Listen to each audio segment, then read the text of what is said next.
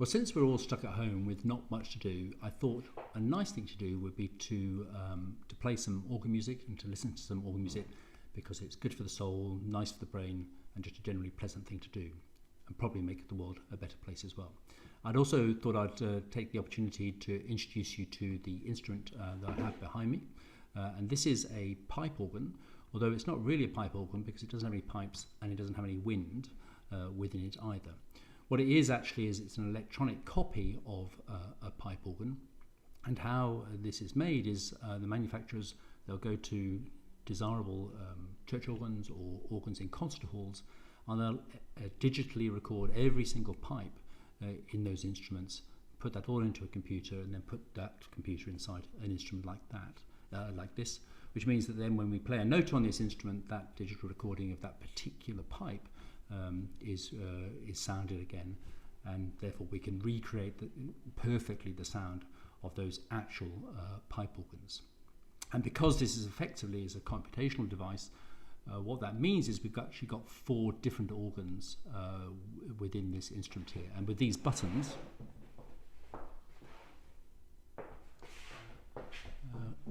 we can choose which instrument we're going to play.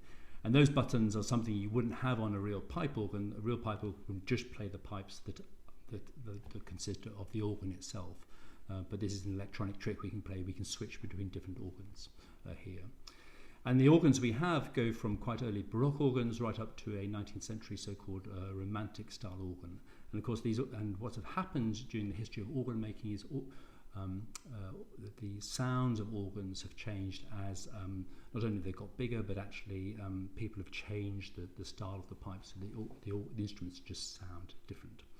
And over time, essentially the same style, the same form of pipe has existed, but they've evolved a bit, so the sound has changed, which is why we can have one set of registrations, these stops at the top, but working for 4 different instruments.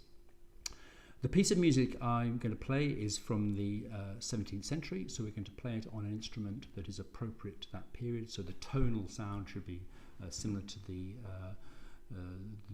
sound that the composer of this music expected or heard when they were writing this. Let me just tell you a little bit about how we're going to, the registration I'm going to use and how we're going to play it. So the registration, which are the series of pipes we're going to select to play, which are controlled by these buttons at the top that are lit up on the instruments. We're going to use the foundation stops, the basic sound of the organ. And if there's ever another one of these recordings, I'll perhaps explain a bit more about organ pipes if you're interested. It's quite an interesting subject, actually. Many big books about it. Anyway, so we're going to here they'll have the foundation stops. On top of that, we'll have what's called a mixture stop, which produces the sparkly sound, the brightened sound of an organ. And then about halfway through, we'll add some reed stops, some trumpet stops, as they're called, which adds a real fruitiness, a real resonance to the music, which is quite appropriate to this music. Now, the music is effectively in 4 parts, so soprano, alto, tenor, bass, and the 3 top parts will be played on the middle manual here, which in an English style organ is called the great, and then the bass part, which is effectively is an octave lower, will be played on the pedal board here. So the great, this keyboard has its own set of pipes, which are the ones I've just spoken about, and then there's a different set of pipes, analogues effectively, but an octave lower, which are played on the pedals. This is an electronic instrument. It has speakers in it, so we can so the sound can be created, and it can be a nice, very pleasant sound and a very nice loud sound as well. But I'm going to play it with headphones, so no sound will actually come out of it. That's just to be neighbourly, so the neighbours probably don't want to hear this music, although it would probably be extremely good for them and improve them no end. But we will be a good neighbour in this case, and I'll directly electronically record it into this computer if I press the right buttons.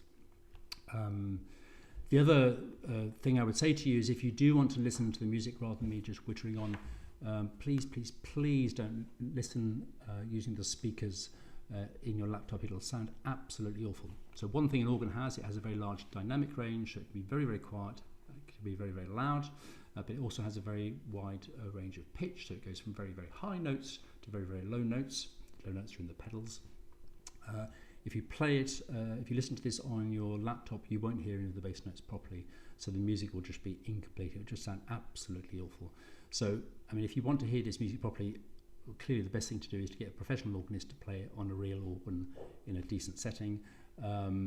If that's not a realistic option, then at least listen to this recording, but please use some decent speakers, so a proper hi-fi or some decent headphones, and then you'll get you'll, I hope, enjoy the music a little bit more. And the piece of music I'm going to play is called, well, it's in French, but I'm going to translate it to you instantaneously. It's the Prelude on the Sixth Tone by Gilles Julien, who was born in 1650, and I hope you enjoy it. And thanks for watching and listening.